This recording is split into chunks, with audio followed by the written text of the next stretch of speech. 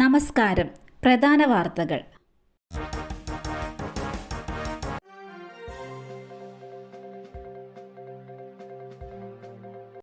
ആലപ്പുഴ ബി.ജെ.പിക്ക് ഇനി A+ മണ്ഡലം. പ്രചാരണത്തിനായി നരേന്ദ്രമോദി എത്തും. ലോക്സഭാ തെരഞ്ഞെടുപ്പിൽ ബി.ജെ.പി വിജയസാധ്യത കൽപ്പിക്കുന്ന A+ മണ്ഡലങ്ങളുടെ പട്ടികയിൽ ഇനി ആലപ്പുഴയും. തിരുവനന്തപുരം, ആറ്റിങ്ങൽ, പത്തനംതിട്ട, മാവേലിക്കര, തൃശൂർ, പാലക്കാട് മണ്ഡലങ്ങൾക്കൊപ്പമാണ് ആലപ്പുഴയെയും A+ മണ്ഡലങ്ങളുടെ പട്ടികയിലേക്ക് ദേശീയ നേതൃത്വം ഉൾപ്പെടുത്തിയത്. സംസ്ഥാന ഉപാധ്യക്ഷ ശോഭാ സുരേന്ദ്രന്റെ സ്ഥാനാർത്ഥിത്വത്തിലൂടെ NDAക്ക് ഇവിടെ വലിയ ജനപിന്തുണ ലഭിച്ചതായാണ് പാർട്ടിയുടെ വിലയിരുത്തൽ. ആലപ്പുഴ A+ മണ്ഡലമാകുന്നതോടെ പ്രചാരണത്തിന്റെ ചുമതല ദേശീയ നേതൃത്വം ഏറ്റെടുത്തേക്കുമെന്നാണ് റിപ്പോർട്ട്. പ്രധാനമന്ത്രി നരേന്ദ്രമോദി, കേന്ദ്ര ആഭ്യന്തരമന്ത്രി അമിത്ഷാ ഉൾപ്പെടെയുള്ളവർ പ്രചാരണ പരിപാടികൾക്ക് ആലപ്പുഴയിലേക്ക് എത്തിയേക്കും. മണ്ഡലത്തിന്റെ ചുമതല ഇപ്പോൾ സംസ്ഥാന സെക്രട്ടറി പന്തളം പ്രതാപനാണ്.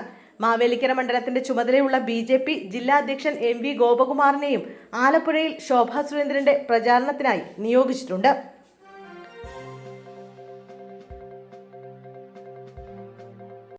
കോളേജ് വിദ്യാർത്ഥി ഫ്ളാറ്റിനുള്ളിൽ മരിച്ച നിലയിൽ. മലപ്പുറം ജില്ലയിലെ കൊണ്ടോട്ടിയിൽ കോളേജ് വിദ്യാർത്ഥിയെ തൂങ്ങി മരിച്ച നിലയിൽ കണ്ടെത്തി. കൊണ്ടോട്ടി EMEA കോളേജിലെ B.Com വിദ്യാർത്ഥി വസുദേവ് റജിയാണ് മരിച്ചത്. 20 വയസ്സായിരുന്നു. എറണാകുളം കോതമംഗലം സ്വദേശിയാണ് വസുദേവ്. താമസിക്കുന്ന ഫ്ളാറ്റിനുള്ളിലാണ് വിദ്യാർത്ഥിയുടെ മൃതദേഹം കണ്ടെത്തിയത്. സംഭവത്തിൽ കൊണ്ടോട്ടി പോലീസ് സ്ഥലത്തെത്തി ഇൻക്വസ്റ്റ് നടപടികൾ തുടങ്ങിയിട്ടുണ്ട്.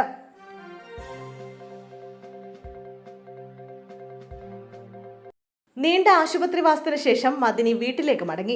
1.5 മാസത്തെ ആശുപത്രിവാസത്തിന് ശേഷം PDP ചെയർമാൻ അബ്ദുൽ നാസർ മദിനി വീട്ടിലേക്ക് മടങ്ങി. എറണാകുളത്തെ വീട്ടിലാണ് അദ്ദേഹം താമസിക്കുക. രാവിലെ ഡോക്ടർമാരെത്തി പരിശോധിച്ച ശേഷമാണ് അദ്ദേഹത്തെ ഡിസ്ചാർജ് ചെയ്തത്. എല്ലാവരുടെയും പ്രാർത്ഥനകൾ ഇനിയും തുടരണമെന്നും മദിനി പറഞ്ഞു. 24 മണിക്കൂറും ഡയാലിസിസ് ചെയ്യേണ്ട അവസ്ഥയാണെന്ന് മദിനി പറഞ്ഞു. 24 മണിക്കൂറും വയറ്റിൽ ഡയാലിസിസിന്റെ ബാഗ് കിടക്കുകയാണ്.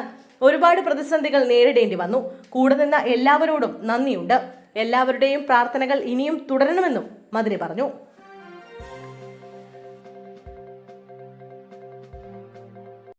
ബാലികയെ പീഡിപ്പിച്ച കേസ്. പ്രതിക്ക് 9 വർഷം കഠിന തടവ്.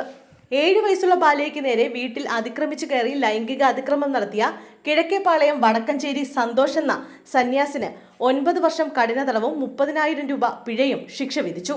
Palakkad fast track special POCSO കോടതി ജഡ്ജി T. സഞ്ജുവാണ് ശിക്ഷ വിധിച്ചത്. പിഴ അടയ്ക്കാത്ത പക്ഷം 4 മാസം അധിക കഠിന തടവ് അനുഭവിക്കണം. 2022 ജനുവരിയിലാണ് കേസിനാസ്പദമായ സംഭവം. അതിജീവതയുടെ വീട്ടിൽ അതിക്രമിച്ചു കയറി പ്രതി ലൈംഗിക അതിക്രമം നടത്തുകയായിരുന്നു. Vadakkanchery police station sub inspector KV Sudheesh കുമാറാണ് കേസ് അന്വേഷിച്ചത്. പ്രോസിക്യൂഷനു വേണ്ടി special public prosecutor T. Shobhana, Ramika എന്നിവർ ഹാജരായി.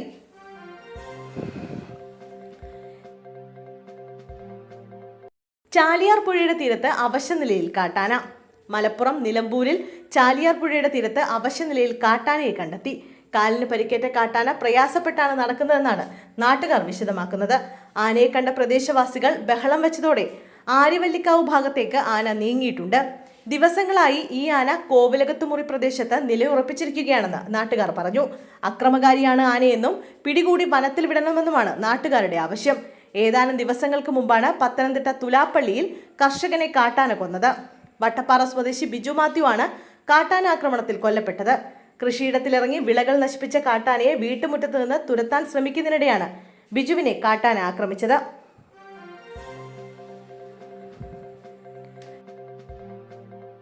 കണ്ണ് ശസ്ത്രക്രിയക്കിടെ 1.5 വയസ്സുകാരിയുടെ മരണം. എറണാകുളത്തെ സ്വകാര്യ ആശുപത്രിക്കെതിരെ കേസ്. കണ്ണ് ശസ്ത്രക്രിയക്കിടെ 1.5 വയസ്സുകാരി മരിച്ചതിൽ സ്വകാര്യ ആശുപത്രിക്കെതിരെ കേസ്. എറണാകുളം ഇടപ്പള്ളിയിലെ സ്വകാര്യ കണ്ണാശുപത്രിക്കെതിരെയാണ് എളമക്കര പോലീസ് കേസെടുത്തത്. ചികിത്സാ പിഴവുണ്ടെന്ന് ചൂണ്ടിക്കാട്ടി കുട്ടിയുടെ പിതാവിന്റെ സഹോദരൻ നൽകിയ പരാതിയിലാണ് നടപടി. ഇതര സംസ്ഥാന തൊഴിലാളിയുടെ മകളായ അങ്കിതയാണ് ഏപ്രിൽ 3 മരിച്ചത്. സർജറിക്കിടെ പൾസ് കുറഞ്ഞെന്ന് പറഞ്ഞ് കുട്ടിയെ ആശുപത്രി അധികൃതർ മറ്റൊരു സ്വകാര്യ ആശുപത്രിയിലേക്ക് മാറ്റാൻ ശ്രമിച്ചിരുന്നു. ഇതിനിടെയാണ് കുട്ടി മരിച്ചതെന്നാണ് FIR-ൽ പറയുന്നത്.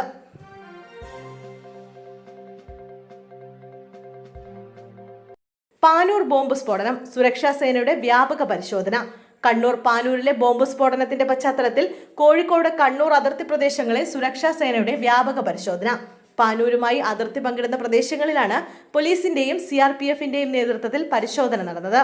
നാദാപുരം, വളയം പോലീസ് സ്റ്റേഷനുകളുടെ പരിധിയിലുള്ള ചെറ്റക്കണ്ടിപ്പാലം, ഉമ്മത്തൂർ, കായലോട്ട് താഴെ, പെരിങ്ങത്തൂർ ഭാഗങ്ങളിലാണ് പരിശോധന നടന്നത്.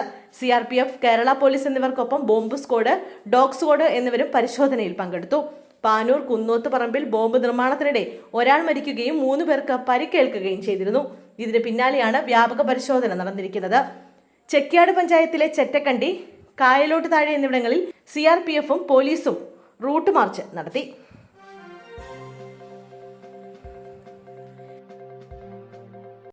പെരുന്നാളിനോട് അടുത്തുള്ള ദിവസങ്ങളിൽ പരീക്ഷയില്ല. തീയതി മാറ്റി കാലിക്കറ്റ് സർവകലാശാല. പെരുന്നാൾ ദിനത്തോട് ചേർന്നുള്ള ദിവസങ്ങളിൽ പരീക്ഷ നടത്താനുള്ള തീരുമാനം പിൻവലിച്ച് കാലിക്കറ്റ് സർവകലാശാല. പെരുന്നാളിന് അടുത്ത ദിവസം പരീക്ഷ നടത്താനുള്ള സർവകലാശാല തീരുമാനത്തിനെതിരെ വിദ്യാർത്ഥികളും അധ്യാപകരും പ്രതിഷേധവുമായി രംഗത്തെത്തിയിരുന്നു. ഇതിന് പിന്നാലെയാണ് പരീക്ഷകൾ മാറ്റിയത്. ഈ മാസം 11-ാം തീയതി തീരുമാനിച്ച VWOC 1ാം semester logistic management, BWOC broadcasting and journalism പരീക്ഷകളാണ് മാറ്റിയത്. മാറ്റിയ പരീക്ഷകൾ ഏപ്രിൽ 16-ന് നടക്കും. 11-ാം തീയതി പെരുന്നാളായാൽ 12-ാം തീയതിയിലെ പരീക്ഷ മാറ്റിവെക്കുമെന്നും സർവകലാശാല അറിയിച്ചു.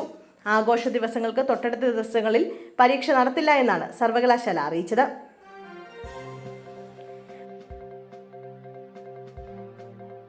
പ്രണയത്തിൽ നിന്ന് പിന്മാറി ആലപ്പുഴയിൽ കുത്തേറ്റ യുവതി മരിച്ചു. ആലപ്പുഴ പൂച്ചാക്കലിൽ കുത്തേറ്റ് ചികിത്സയിലായിരുന്ന യുവതി മരിച്ചു. ചേർത്തല പാണാവള്ളിയിലെ സ്വകാര്യ കമ്പനിയിൽ തൊഴിലാളിയായിരുന്ന ഒഡീഷ സ്വദേശിനി ഋതിക സാഹുവാണ് മരിച്ചത്. 25 വയസ്സായിരുന്നു. കോട്ടയം മെഡിക്കൽ കോളേജിൽ ചികിത്സയിലായിരുന്നു. സംഭവത്തിൽ ഒഡീഷ സ്വദേശിയായ സാമുവലിനായി തെരച്ചിൽ ശക്തമാക്കിയിട്ടുണ്ട്. പ്രണയത്തിൽ നിന്ന് പിന്മാറിയതിന്റെ പകയാണ് ആക്രമണത്തിന് കാരണമെന്ന് പോലീസ് വ്യക്തമാക്കി. ഋതികയും സാമുവലും നേരത്തെ അടുപ്പത്തിലായിരുന്നു. എന്നാൽ സാമുവലിന് ഭാര്യയും കുട്ടികളുമുള്ള വിവരമറിഞ്ഞതോടെ യുവതി ബന്ധത്തിൽ നിന്ന് പിന്മാറി. ഇതാണ് ആക്രമണത്തിൽ കലാശിച്ചത്. സംഭവത്തിൽ പോലീസ് കേസെടുത്തിട്ടുണ്ടെങ്കിലും സാമുവലിനെ പിടികൂടാനായിട്ടില്ല. പ്രതിക്കായി തിരച്ചിൽ പുരോഗമിക്കുകയാണെന്ന് പോലീസ് അറിയിച്ചു.